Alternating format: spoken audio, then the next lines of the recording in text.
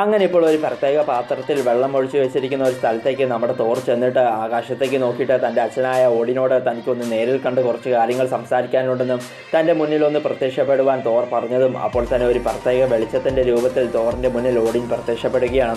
അപ്പോൾ തന്നെ കുറച്ച് നാൾ മുമ്പ് ഒരു ദിവസം തൻ്റെ കൂട്ടുകാരായ അവെഞ്ചേഴ്സ് എല്ലാം ഭാവിയിൽ മരിച്ചുപോയതായി തനിക്കുണ്ടായ ദർശനത്തെപ്പറ്റി തോർ ഓടിനോട് പറയുകയാണ്. എന്നിട്ട് എങ്ങനെയാണ് അവർ ഭാവിയിൽ മരിച്ചുപോയതെന്ന് തോർ ഓടിനോട് ചോദിച്ചതും അപ്പോൾ തന്നെ അവിടെയുള്ള പാത്രത്തിലെ വെള്ളത്തിൽ അവെഞ്ചേഴ്സിൻ്റെ മരണത്തിന് കാരണമായ ഒരു കാര്യം ഓടിൻ തോറിന് കാണിച്ചു കൊടുക്കുകയാണ്. അതെന്താണെന്ന് വെച്ചാൽ ബഹിരാകാശത്തു നിന്നും വരുന്ന ഒരു വലിയ ചിറ്റാവരി ഷിപ്പിൻ്റെ ചിത്രമാണ് ഓടിൻ ഇപ്പോൾ തോറിന് കാണിച്ചു കൊടുത്തത്. അപ്പോൾ തന്നെ ചിറ്റാവരി ഏലിയൻസ് കാരണമാണ് അവെഞ്ചേഴ്സ് ഭാവിയിൽ മരിക്കാൻ പോകുന്നതെന്ന് മനസ്സിലായ തോർ അപ്പോൾ തന്നെ സ്പേസിൽ നിന്നും വരുന്ന വലിയ ചിറ്റാവരി ഏലിയൻ ഷിപ്പിൻ്റെ കാര്യമല്ല അവെഞ്ചേഴ്സിനോട് പറയുവാനായി തോർ അവിടെ നിന്ന് പോകുവാനായി തുടങ്ങുകയാണ്. പക്ഷെ മനുഷ്യന്മാരൊക്കെ ഇപ്പോൾ ദൈവത്തെ ഒന്നും വിശ്വസിക്കുന്നില്ല എന്നും അവരെ രക്ഷിക്കേണ്ട ആവശ്യം നമുക്കില്ല എന്നും അതുകൊണ്ട് നീ ആസ്ഗാർഡിലേക്ക് തിരിച്ചു വരാൻ ഓടിൻ തോറിനോട് പറയുകയാണ്.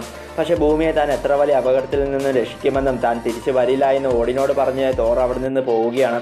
ഓടിൻ എത്ര പറഞ്ഞിട്ടും തോർ ആസ്ഗാർഡിലേക്ക് തിരിച്ചു പോകാൻ തയ്യാറായില്ല. അങ്ങനെ പിന്നീട് ഇനി കാണിക്കുന്നത് നമ്മുടെ ബ്രൂസ് ബാനറിനെയാണ്.